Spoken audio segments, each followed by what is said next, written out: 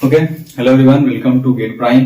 तो इससे पहले हम लोग बात कर रहे थे conditions of Fourier series expansion, जिसमें हम बताया था, मैंने मिस्टर डिरिचलेट का कंडीशन मैंने आपको डिस्कस किया था। 3 कंडीशन था, ठीक है। तो अभी तक जो हमने फूरियर सीरीज में पढ़ा है, अभी तक जो हमने डिस्कस किया है फूरियर सीरीज के अंदर, उसमें मैं आपको कुछ बातें बता देता हूं जो आपको ओवरऑल माइंड में रखना है, क्योंकि इसके बाद सिर्फ क्वेश्चंस आता है, इसके बाद कुछ खास बचेगा नहीं, सिर्फ वेराइटीज ऑफ क्वेश्चंस मिलेंगे आपको, ठीक है। तो अभी तक जितना मैंने पढ़ा है उसको एक जगह कंबाइन करके मैं कुछ रिजल्ट्स आपको बताऊं जो कि आपके लिए बेनिफिशियल होगा। तो जो कि आप सीधे, मैंने जो भी लेक्चर भी किया है, 3-4 लेक्चर मैंने फूरियर सीरीज के बताए, आप उसको 10 मिनट में आप चाहो तो रिकॉल कर सकते हो इस वाले वीडियो के थ्रू, ठीक है। इसके बाद जो भी चीज होगा ना, आपका बस कॉन्सेप्चुअल, थोड़ा हल्का कॉन्सेप्चुअल बात होगा, फिर टाइप्स ऑफ क्वेश्चंस आपको देखने को मिलेगा इसके बाद वाले सीरीज में, मतलब आज के लेक्चर के बाद वाले सीरीज में जितने भी क्वेश्चंस आपको मिलेंगे वो सारे के सारे कंसेप्चुअल होंगे, ठीक है। मतलब एक तरह से आप कह लो कि they have different type of problem आपको करना पड़ेगा इसके बाद, ठीक है। ऑलमोस्ट जो काम का चीज था आपका फूरियर सीरीज के अंदर, जहां से क्वेश्चंस बनता था, वो सब ऑलमोस्ट कंप्लीट हो चुका है, वो कॉन्सेप्ट कंप्लीट हो चुका है। कुछ चीजें हैं आगे जो कि सबसे लास्ट पार्ट में मैं आपको बताऊंगा प्रॉपर्टीज के बारे में, वो थोड़ा इंपॉर्टेंट है। बट अभी तक के लिए जो मिस्टर डिरिचलेट का जो कंडीशन था, मैंने आपको सबसे पहले बताया था कि 2 होता है आपका Fourier series expansion. First one is a trigonometrical, second one is a complex exponential, ठीक है। उसके बाद हमने उसका फॉर्म देखा था, वहां पे हमने 3 वेरिएबल देखे थे, एन देखा था, बी एन देखा था और सी एन देखा था, ठीक है। वो तीनों के अराउंड हम लोग सर्कुलेट करते रहेंगे और घूमते रहेंगे पूरे फूरियर सीरीज के अंदर। मैंने आपको बताया भी था कि आपको एन, बी एन और सी एन को थोड़ा क्या करना है, ध्यान में रखना है। तो पहला पॉइंट नोट करने वाला क्या हुआ, एक्सपेंशंस के 2 पार्ट होते हैं, उसमें 3 वेरिएबल इस्तेमाल होता है, एन, बी एन और सी एन। ये तीनों को आपको क्या करना है, ध्यान में रखना है, ठीक है। आपने उसको ध्यान में रखा। उसके बाद आपने देखा फॉर्मूलाज फॉर फाइंडिंग द आपका ट्रिग्नोमेट्रिकल फूरियर सीरीज एक्सपेंशंस, या फिर आपका क्या, कौन सा आपका कॉम्प्लेक्स एक्सपोनेंशियल। आपने फूरियर सीरीज एक्सपेंशन 2 पार्ट आपने पढ़ा, दोनों के रूल्स पढ़े, दोनों के मेथड्स पढ़े, कैसे आप सिग्नल को उस पर्टिकुलर फॉर्म से एक्सपेंड कर सकते हो, ये आपने देख लिया। उसके बाद आपको फिर बताया गया कि एक्चुअली से रिलेटेड क्वेश्चंस मैंने बताया, सीएन से रिलेटेड। वहां पे मैंने आपको एक टर्म बताया था, मैंने आपको कहा था कि अगर आपको कोई सिग्नल अगर रियल दिया जाएगा ना, अगर सिग्नल रियल होगा तो उसका जो सीएन होता है ना, जो सीएन को हम लोग क्या कहते हैं, coefficient of complex exponential Fourier series expansion, वो क्या होगा, आपका कॉन्जुगेट सिमेट्रिक होगा। ये पॉइंट मैंने नोट करके आपको लिखाया था।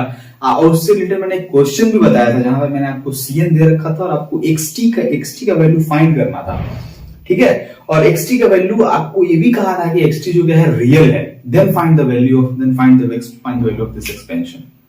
ओके, ये चीज मैंने आपको बता दिया था। यहां तक आपका सीएन का बात हो गया। वहां पे मैंने आपको कहा कि अगर एक्सटी रियल होगा तो सीएन कॉन्जुगेट सिमेट्रिक, बहुत ही इंपॉर्टेंट बात है। इससे रिलेटेड पूरा एक पूरा लेक्चर मैं इसके ऊपर करूंगा, जहां पे मैं एक्सटी और सीएन के बीच की बात करूंगा। जहां पे मैंने एक्सटी को रियल कहा तो सीएन को मैंने कॉन्जुगेट सिमेट्रिक कहा। उसी तरह अगर मैं एक्सटी को कॉन्जुगेट सिमेट्रिक कहूंगा तो रियल को क्या कहूं, सॉरी, एक्सटी को मैं अगर कॉन्जुगेट सिमेट्रिक कहूंगा तो सीएन को क्या कहूंगा, ये सब चीज पे डिस्कशन होगा आगे वाले क्लास में। फिलहाल मैं आपको ओवरव्यू दे रहा हूं पूरा फूरियर सीरीज के ऊपर। तो फूरियर सीरीज मैंने इसको कह दिया, ठीक है। यहां तक बात हो गई फूरियर सीरीज की। उसके बाद फिर क्या बात थी हमारे पास, बात क्या थी फिर कि सीएन के बारे में हमने डिस्कस कर लिया। देन आफ्टर हम आगे बढ़े, उसके बाद मिस्टर डिरिचलेट की कंडीशंस को हमने पढ़ा, मतलब conditions of Fourier series expansion को हमने पढ़ा। क्या पढ़ा उसके अंदर कि 3 कंडीशंस होता है। उसको पढ़ने से पहले एक और बात कि जो फूरियर सीरीज एक्सपेंशन होगा, एक्सटी जो होगा, यानी जो सिग्नल होगा जिसका आपको एक्सपेंशन लिखना है ना, वो इन जनरल ऑलवेज क्या होगा, पीरियोडिक सिग्नल होगा, कुछ कंडीशन के अंतर्गत। बट कंडीशन अभी हम लोग डिस्कस नहीं करने जा रहे हैं। ध्यान में क्या रखना है, signal x of T should be periodic. Okay, तो पीरियोडिक सिग्नल की बात हो रही थी। तो पीरियोडिक सिग्नल में आपको 2 चीज आ सकता है, या तो वेवफॉर्म वाला टाइप आ सकता है, या फिर नॉर्मल अलजेब्रिक इक्वेशन वाला फॉर्म आ सकता है, xt is equals to sin cos whatever you are able to understand, वो समझ लो। दूसरा क्या कर लो, वेवफॉर्म समझ लो। तो अगर आपको xt का अगर अलजेब्रिक इक्वेशनल फॉर्म दे रखा है तो आप उसके ऊपर an, bn और cn को निकाल के आप क्या कर सकते हो, उसका कॉम्प्लेक्स एक्सपोनेंशियल फूरियर सीरीज लिख सकते हो, या फिर ट्रिग्नोमेट्रिकल लिख सकते हो।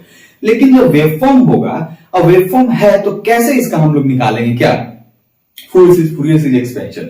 तो पहले देखेंगे कि क्या ये वेवफॉर्म फूरियर सीरीज के काबिल है या नहीं है, पहले ये चेक करेंगे। अगर काबिल है तो फिर उसका हम लोग क्या लिखेंगे, फूरियर सीरीज एक्सपेंशन लिखेंगे।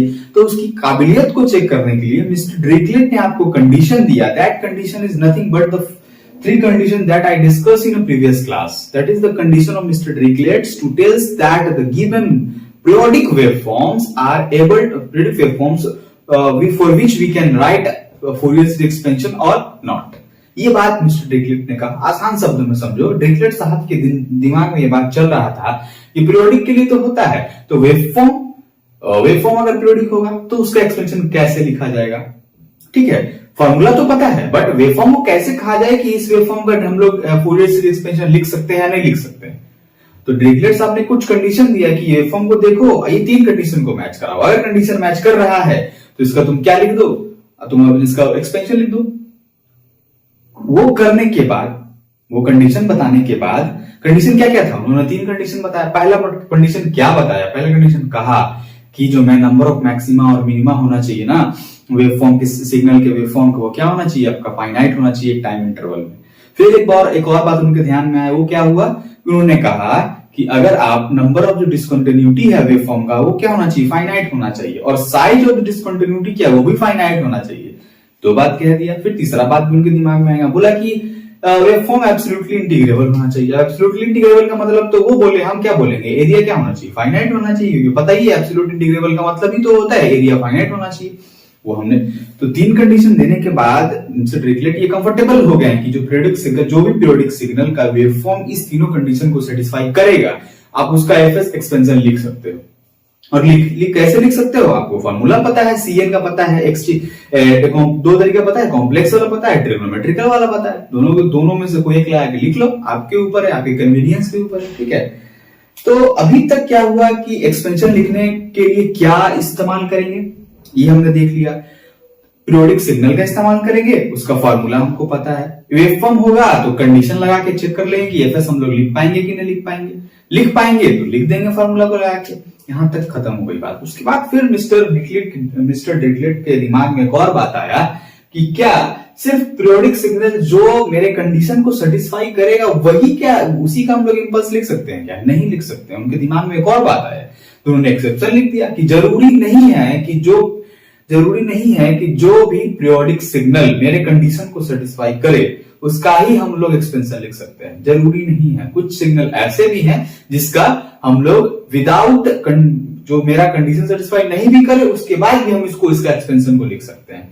तो उन्होंने एक लाइन बोला वहां पे, क्या लाइन बोला कि डिरिचलेट कंडीशन, ये जो मेरा कंडीशन है, मिस्टर डिरिचलेट खुद कह रहे हैं कि जो मेरा कंडीशन है ना वो सफिशियंट है, मतलब ठीक है, इसको आप मान के इसके आधार पे आप उसका एक्सपेंशन मान के कह सकते हो कि इसका एक्सपेंशन पॉसिबल है। बट ये जरूरी नहीं है कि हर बार मेरा बताया हुआ चीज हर जगह एप्लीकेबल होगी, ठीक है। एक्चुअली मिस्टर डिरिचलेट का कहना यही था। तो उन्होंने एक लाइन कहा, डिरिचलेट कंडीशन, यानी हम कह रहे हैं, वो तो कह चुके हैं, हम कह रहे हैं कि Dirichlet condition is sufficient but not necessary, ठीक है। तो इस लाइन को याद रखिएगा, बहुत ही इंपॉर्टेंट लाइन है, आपको पता होना चाहिए। सफिशिएंट और नेसेसरी दोनों, this 2 terms are the different terms, मतलब ये दोनों का अलग अपना अपना एस्पेक्ट है।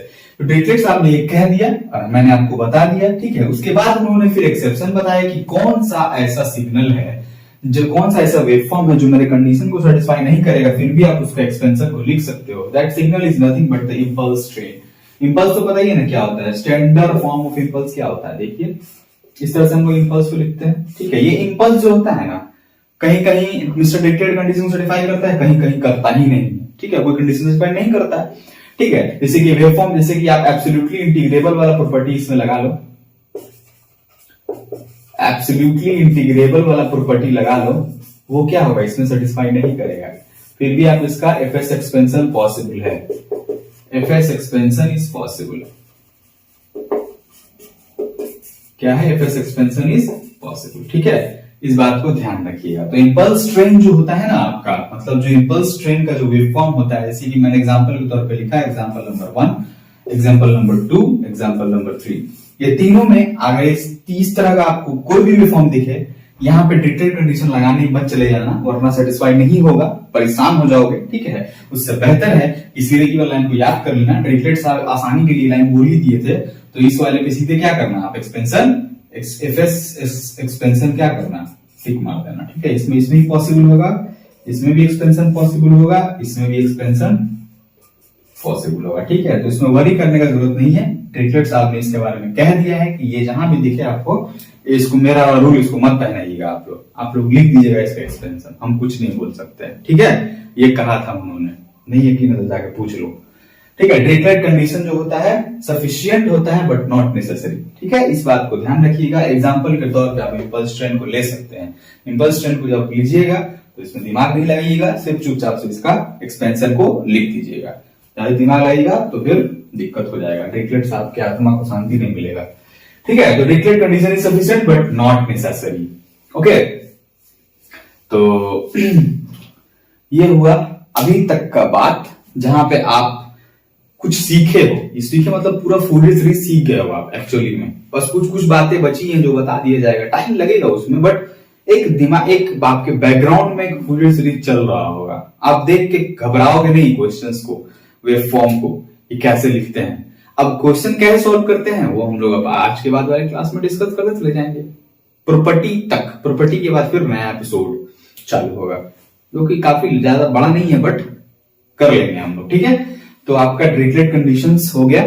ठीक है, हम लोग उनके आत्मा की शांति के लिए पूरा पढ़ लिए, तो इसको आप मैशअप करके पूरे एक बार में एक शॉर्ट नोट बना सकते हो। Just not more than 10 to 20 line का आपका शॉर्ट नोट बन जाएगा अभी तक का।